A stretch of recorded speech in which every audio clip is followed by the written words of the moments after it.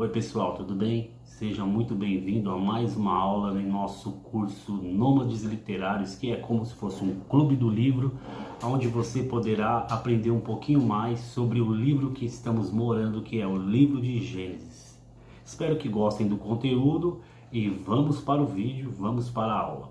Bom, vamos começar a aula no título Haja Luz, onde iremos cobrir o texto de Gênesis 1, versículo 3 até o 13. Oremos. Senhor nosso Deus e nosso Pai, em nome do Teu Filho Jesus, que haja luz nesse ensino, nesse estudo, nesse entendimento e possamos aproveitar e desfrutar dos benefícios da Tua Palavra. Senhor, em nome de Jesus é o que te peço. Amém. Vamos lá. Primeiro aqui um pressuposto onde a gente vai começar antes de entrar no estudo propriamente dito. Veja comigo, controvérsia sobre o espaço de tempo. Entre o versículo 2, a terra porém estava sem forma e vazia, e havia trevas sobre a face do abismo, e o Espírito de Deus pairava por sobre as águas, e o versículo 3, disse Deus, haja luz e houve luz. Algumas pessoas acreditam que há um espaço de tempo entre esses dois versículos. Existe o pessoal da Terra Jovem, que é um campo acadêmico de estudo, um grupo de estudo, que acredita que foi do versículo 2 até o 3, foi logo em seguida. E alguns aí do campo científico acadêmico também de estudo dizem que foi milhares de anos que se passaram entre um versículo e o outro, dando base para colaboração com a ciência, se concordando a ciência e a narrativa bíblica. E o pressuposto 2, antes de entrarmos no estudo, é a duração dos dias. Alguns afirmam que o dia em hebraico significa era, e assim concluem que Deus levou algumas eras para criar o mundo. A palavra hebraica para dia é Ion. Eu peguei essa fonte aqui. No final a gente vê ali o Novo Tempo, que é um site de estudos aí da Igreja Adventista. Alguns afirmam que o dia em hebraico significa era, e assim conclui que Deus levou algumas eras para criar o mundo. A palavra hebraica para dia é Yom, como havia dito ali em cima.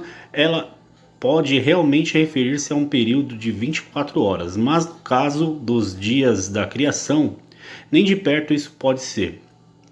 Pois quando a palavra ion, dia, vem acompanhada de um número indefinido, que é um artigo, refere-se indiscutivelmente a um dia de 24 horas. Isso ocorre nos dias da semana mencionados em Gênesis, né? Então aqui a gente entende pelo próprio texto hebraico que o dia ali está dizendo que é dia de 24 horas e não de milhares de anos, dias de trabalho humano mesmo que Deus fez o mundo. No vídeo anterior a gente falou que Deus ele poderia ter feito tudo num estalar de dedos, mas ele age por etapas. Então, e as etapas dele foram dias de 24 horas. E a estrutura narrativa que Moisés se utiliza aqui, bem elaborada, vemos aqui uma estrutura narrativa. Preparação para a habitação da vida. Veja, os dias 1, 2 e 3. Que é o texto que a gente vai cobrir hoje, a ação criadora, texto de capítulo 1, versículo do 3 ao 13, são 10 versículos. No primeiro dia, a separação entre luz e trevas. Segundo dia, a separação entre águas de cima e águas de baixo. Terceiro dia, a separação entre mares e terra. E ainda nessa estrutura narrativa, vemos a próxima coluna, que é a habitação da vida. Muito importante dizermos isso, porque a ação criadora, que vai ser no texto seguinte, que é do versículo 14 ao 31, a gente vê que no quarto dia o sol, lua e as estrelas. No quinto dia, animais marinhos, répteis e aves. E no sexto dia, o homem. O que eu quero dizer com isso é muito interessante. Eu já deixo aqui uma aplicação para a nossa vida prática espiritual. Deus sempre prepara tudo de antemão. Eu senti vontade de colocar esse texto. Na casa de meu pai há muitas moradas. Se assim não fora, eu vou-lo teria dito, pois vou preparar-vos lugar. Então a gente vê que Jesus ele está falando que Deus ele prepararia lugar caso não houvesse moradas lá no céu, onde nós, os crentes, iremos desfrutar eternamente com o Criador, com o nosso Deus eterno Pai. Porém a gente vê aqui, voltando aqui novamente o slide anterior, que é a habitação da vida. Deus prepara tudo, a gente vê aqui na criação, antes mesmo de ele encher a sua criação, o seu cenário, com a existência da vida. Então Deus, ele é um Deus maravilhoso por isso. Vamos agora ao próximo. E a estrutura narrativa 2. O padrão criativo de Deus. Veja que tem 3 estágios do padrão criativo. Primeiro, ele dá o comando, ele ordena: haja luz. Segundo, a execução: houve luz. E terceiro, a avaliação: e viu Deus que a luz era boa. Uma aplicação para a nossa vida é que a gente tem que ter planejamento naquilo que a gente faz. Claro que a gente tem que ter um comando, que é a ação. Os sonhos, os planos e projetos na nossa vida, eles têm que ser seguidos de ação, de comando. E o comando, ele é mental, é um pensamento. Quando a gente olha para um monumento, um edifício, a gente tem que entender que ele partiu de um pensamento e depois um comando e assim a execução, né? E depois a gente tem que avaliar, ter um feedback, ter um retorno daquilo que a gente faz para poder se aperfeiçoar e melhorar. Então é uma das coisas que a gente pode aprender com o próprio Deus aqui. Agora vamos ao texto. Disse Deus: haja luz, e houve luz. O mesmo poder criador na palavra de Deus é o mesmo poder reconciliador na palavra de Deus no coração perdido e pecador.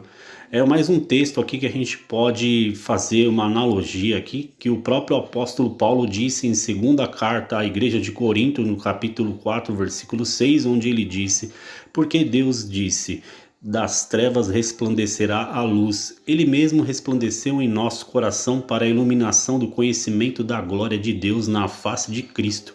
Paulo estava usando o versículo aí de Gênesis capítulo 1, versículo 3, para poder usar isso e nos dizer que a mesma força e o mesmo poder milagroso que Deus fez na criação é o que ele pode fazer no seu coração quando você é iluminado pelo conhecimento da glória de Deus pelo Evangelho. Então, quando uma pessoa crê em Deus, é o mesmo milagre da ação criadora dos céus e terra, a gente pode dizer isso.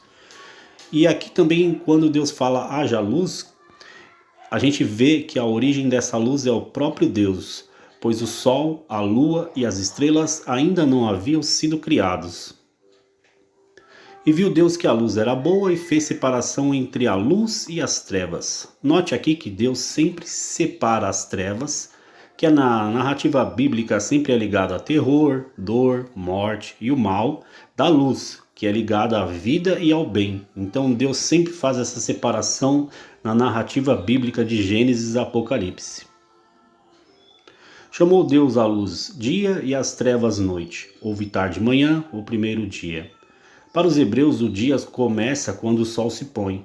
Então os hebreus, eles seguem a narrativa bíblica do Pentateuco, da Torá, da lei de Moisés, dos escritos de Moisés.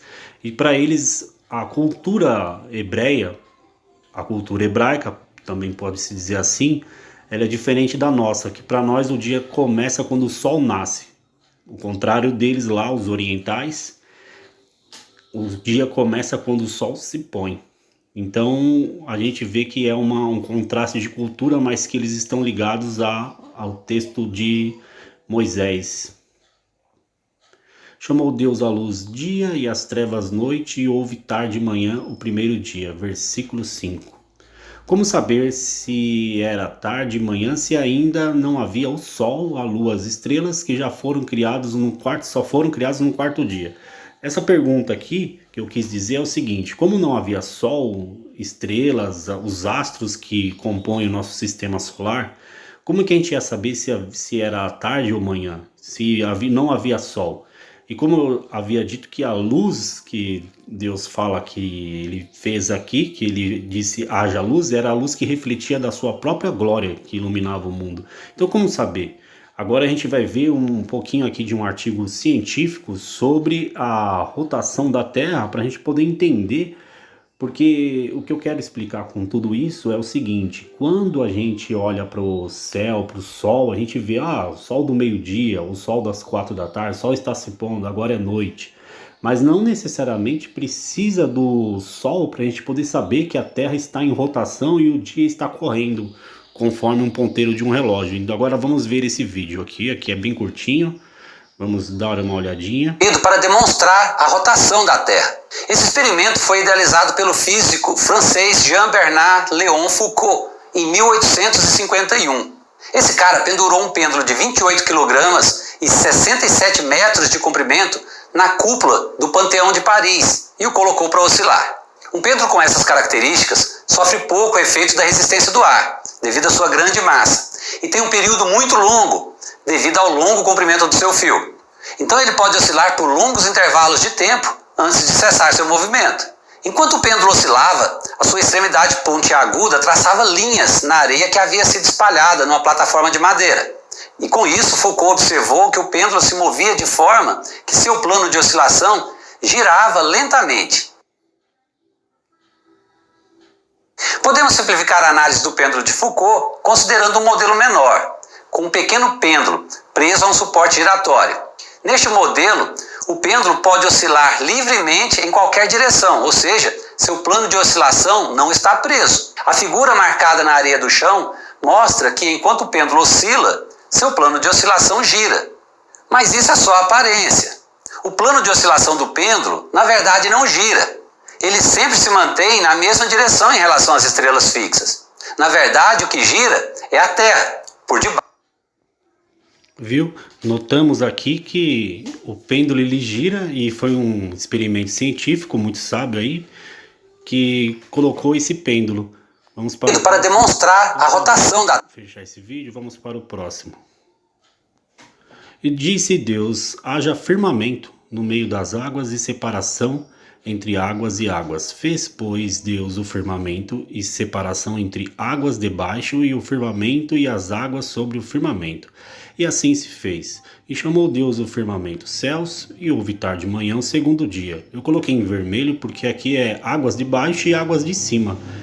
Vamos ver no próximo slide aqui uma explicação. Águas de cima, nuvens, atmosfera, e águas de baixo, mares e fontes subterrâneas. Águas de cima, firmamento, céus e terra e os oceanos. A palavra firmamento no hebraico é como se fosse uma chapa dura, ou então a gente pode ver aqui, deixa eu só colocar aqui, deixa eu voltar um momento.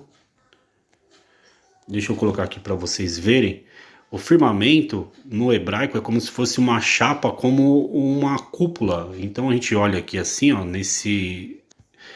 nessa cúpula aqui assim, que a gente vê que é o firmamento.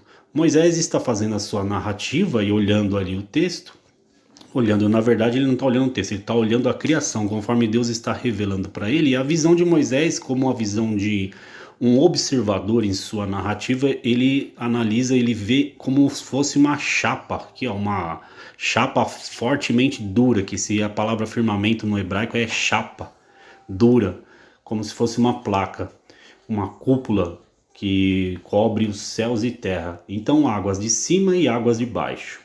Vamos para o próximo. Deixa eu só... Disse também Deus, ajuntem-se as águas debaixo dos céus num só lugar, e apareça a porção seca, e assim se fez. Aqui é a separação dos continentes. E eu coloquei uma imagem aqui, tirada da internet, sobre as 3 estágios aí dos continentes. Claro que depois a gente vai poder dar mais uma pesquisada sobre isso, para a gente tomar cuidado com o conhecimento científico, porque às vezes o conhecimento científico entra em controvérsia com o criacionismo bíblico que a gente está estudando aqui. Então houve 3 estágios na humanidade que os cientistas falam, que o primeiro é a Pangeia, depois a Laurácia e Gondwana e o mundo moderno. Vemos que o mundo primeiro foi feito aqui, os cientistas falam que primeiro o mundo era dividido em 2 continentes, que é a Pangeia, depois foi dividido em mais, e agora o mundo moderno aqui, dividido aqui nos continentes que a gente nota agora.